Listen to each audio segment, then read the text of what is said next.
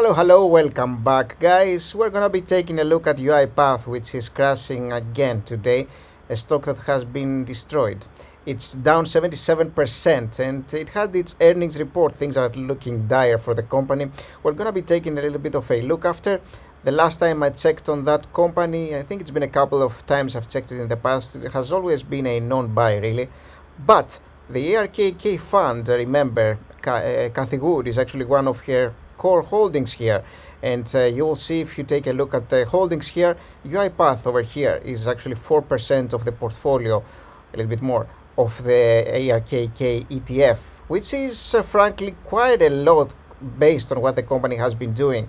And take a look at this chart here, it's destruction pretty much, and 1 year high has been 59 bucks. Currently we're sitting at 13.5. So as we're going down, is it the time to potentially accumulate a little bit of this one?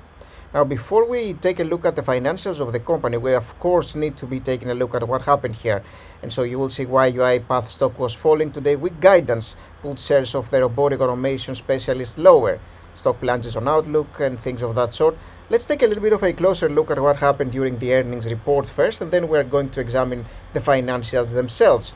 And so as you'll see here, even though UiPath has been destroyed recently in the markets, it tumbled 20% at some point on soft guidance. Uncertainty prompts 2 downgrades as well. So let's see what happened here. They reported a Q2 loss per share of 2 cents here. Better, much better than the analyst estimate, which was a loss of 0.11 here. So this is a massive beat compared to what they were potentially thinking the company will do.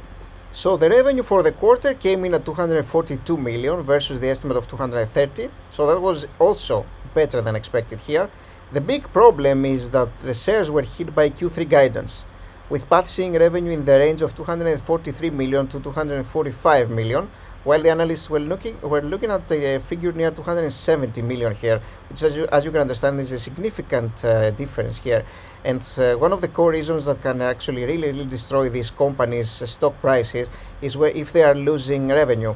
A very important thing. So guidance matters a lot because that's what they have to show for. It's only about their growth pretty much. So if revenue doesn't really achieve what they wanted to achieve, the stock will likely go down. And as you'll see, on a full year basis, they see revenue of 1 billion pretty much. Again lower than the consensus of 1.1 almost billion here. They said that they delivered a solid second quarter despite the headwinds pretty much and macro uncertainty.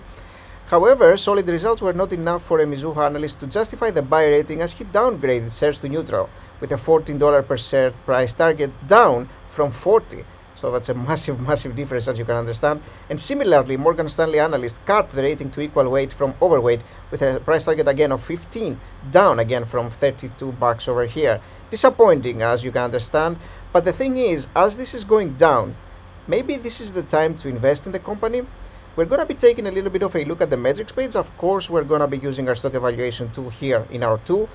And remember, you can gain access to our tool here by becoming a Patreon. You can find the link in the description box below this video. And if you enjoy these kinds of videos, please also leave a like and subscribe. Now, over here, you will see the P ratio of the company is negative, meaning that the company is losing money. Losing less money than they used to because this is going upwards and it's a little bit higher than what it used to be, in the negative still. But still losing money, and the same thing with the price to free cash flow. Doing better, but not as good as you would want them to do. Outstanding shares that are going up a little bit. The company is diluting shareholders a little bit here as well. Another thing that you don't like to see as a shareholder. And the other thing, the revenue growth looks like it's going up, and we are looking at it continuing to $1 billion here. Yet, as remember, we wanted them to do like 1.1. They are aiming to do something like close to $1 billion here, but still, the revenue is growing rather nicely. Not tremendously, but still rather nicely for the last 5 years. Now, the net income, though, it's pretty much at the same negative pretty much levels here, even though it went high at some point. Free cash flow, same story, better, but still in the negative, and it used to be a little bit better last year. Total equity growth that is increasing, but remember, the reason for this is the fact that the company has been issuing shares. And when you are issuing shares, what happens is that you gain more money, of course, from investors that are willing to invest in you, and then you are getting more total equity here. So, The other interesting thing to see here is that the company doesn't have a lot of debt here. However, they do have negative returns, pretty much as you would expect, because they are not really making any money. Now let's take a little bit of a look at the income statement. And you will see what I mentioned earlier. I mean, this is a company that is rather new, 300 million to 900 million here, so they are increasing their revenue, as you can understand. A net income that got a little bit better and then got worse again. So that's something that you really hate to be seeing out of a company. In terms of their balance sheet over here, you will see that their total equity is 2 billion. But remember, the reason for this, printing shares pretty much. Additional paid in capital, meaning capital that was retrieved by investors, by new investors that actually bought the stock. And this is why we're having this extra money here, and not really the company's earnings, which, as you can see, they are in the negative. So retained earnings become more and more negative here, meaning that the company is actually in the negative, losing money pretty much. And the other thing that is interesting to notice is that the total liabilities are sitting at 650 million right now, a little bit less than what they used to be. Okay, the thing is, the cash flow statement is going to be problematic because the company is losing money, remember, no net profit here. And if you adjust for the stock-based compensation, depreciation, amortization, and things of that sort, first of all, you will notice that a lot of stock-based compensation is happening here, much more than you would actually like. It's actually about the same amount as the net income that they lost here. And when adjusted, it becomes minus 55 million here. And in terms of investing activities, just 34 or 35 million, just some acquisitions here, some investments, and for the most part, capital expenditures. Financing activities, you will see that the company is getting debt and issuing common stock. This is why they are getting paid over here pretty much. And they are holding about 1.8 billion in cash and losing money in terms of its free cash flow. Yet the thing is, this has gone down in terms of its expensive valuation. But remember, it's still not making money and things are still looking negative. We are still sitting at minus values pretty much, and even the income statement, remember, last year was actually the same as like 2 years before, 2 years ago, and so that's not very encouraging, frankly. Now, if we take a look at our stock evaluation tool, which will tell us what we could potentially be buying this company for, you will see that the company has been growing nicely, and we can actually utilize that. And let's just assume that the company will grow tremendously. It's not going to happen. We kind of know that this is not going to happen, but let's just try that and see what we get, because we are going to give it a little bit of a positive figure here, because the net income margins are way negative. And in this case, what we need to be doing is assume marginal profitability. Probably, again, not going to happen. It's very aggressive. This thing doesn't look like it's going to be happening anytime soon, because remember, the company actually lost a lot of money, and about the same as they lost in 2020. So this is not looking good. In terms of the free cash flow margin, we're going to go with something typical. Again, we don't have much figures in terms of this one, because the company has been in the negative. They have been in the red. They haven't been profitable yet, and so we have to assume these kinds of things.